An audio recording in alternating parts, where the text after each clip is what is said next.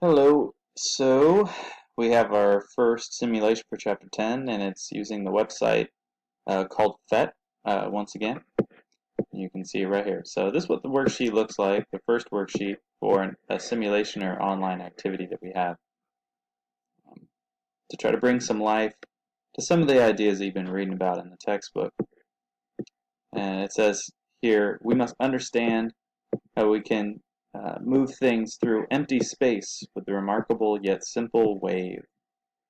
So we're here to discuss and learn more about what waves are, what are the properties or things about waves that help us describe what type of wave it is. In the past, we've studied light and other forms of energy, and some forms of energy, like light, travel in wave patterns. So we're really going to increase our understanding of how light moves, which is in a wave form. But we're going to start in a simple way, which is just waves on a string. That's what this simulation is called, waves on a string. And this image right here is one of the possibilities of what you might end up doing with the simulation from PhET. Now, at the beginning of the worksheet tells you something to do, so to make sense of what it's asking, let's go to the website.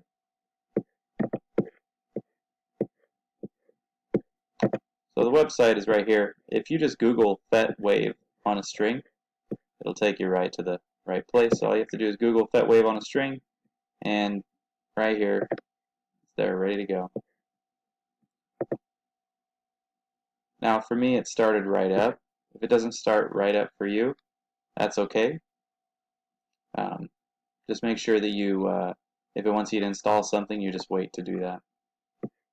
Just click later if it asks you to install something. Just hit later, and then it'll load just fine, just like you see here. Let's go back to the worksheet and see. It says make sure that the green box in the left corner is set to oscillate. This green box right here, it's on manual. We're going to click to oscillate, and look at that. Wow, it's already taken off. So it's looking more like what we saw from the worksheet. So here's the worksheet, and you can see it's somewhat similar. And the box to the right has no end. It says, so make sure it's oscillating, and the box on the right side, which is right here, says no end. So let's see what we can do here.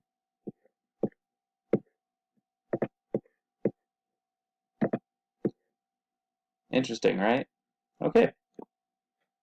And also just we can see that there's this thing called amplitude, and you can arrow up or arrow down something called amplitude. You can arrow down or arrow up something called frequency. They have this section right here called damping. Not quite sure what it is. You should check it out. And this thing called tension, which, you know, the more tense something is, the more tight it is. So I guess this is high tension, but you could study what happens if the string is lower tension or less tight. You can also add a ruler, add a timer,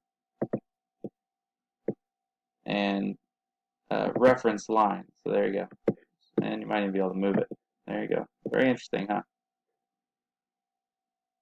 So you can study how high the wave motion is on the string.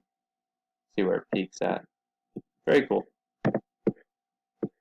Alright, let's go back to the worksheet. Alright, it says, what do you see happen to the wave on the string when you increase the amplitude?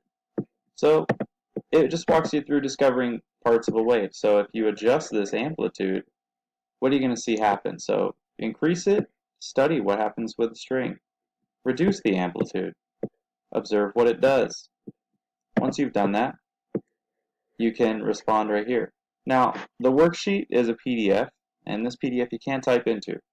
So you need to ask me, Mr. J, to print it so that you can just write your answers in. So it'll be a printed worksheet you can work with, okay? All right. Going back to the worksheet.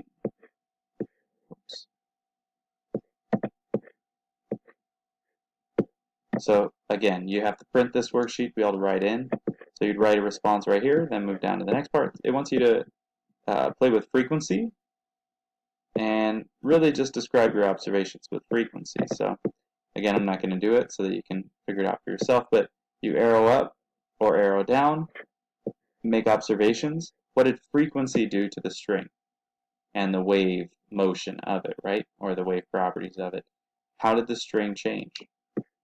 And that's exactly what you'd write right below. In this open space here, you'd write what your observations were. What did you see? What did you notice when you changed what's called frequency of the wave? The next thing is, it says click on the ruler button.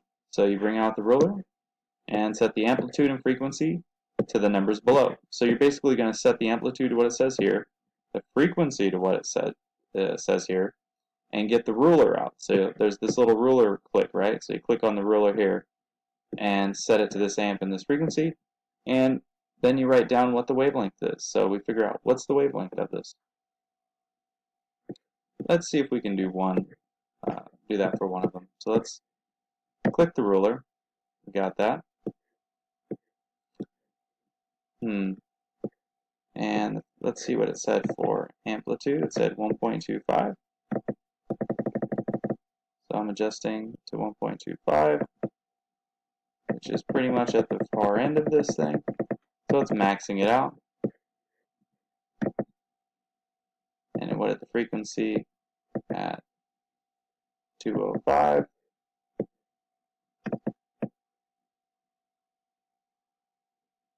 As you can see, the string is adjusting as we do that. All right. The thing now is we have to then measure, according to the worksheet, it wants us to know in centimeters what the wavelength is.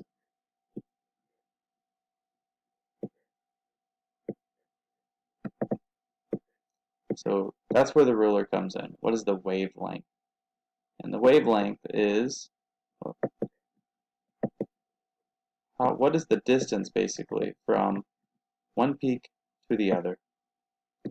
So when the frequency is at 2.05 and the amplitude is 1.25, we have from this peak to here, I would say that's roughly, that's 3 centimeters for a wavelength. So it's the distance from one wave to the next, or one peak here to the other peak, is the wavelength. So in the worksheet, you would type right in here 3 centimeters. But then you go on to this next 1.25 and 3, and again, all you would do is adjust. When you hit play, you would adjust the ruler, get it to the right place. Once you set the frequency and the amplitude, pause it. You can see it helps to measure. So you pause it, you can get it to where you need it to go, and then measure as you need. Let's go on. So you collect some data. So you fill in the data table.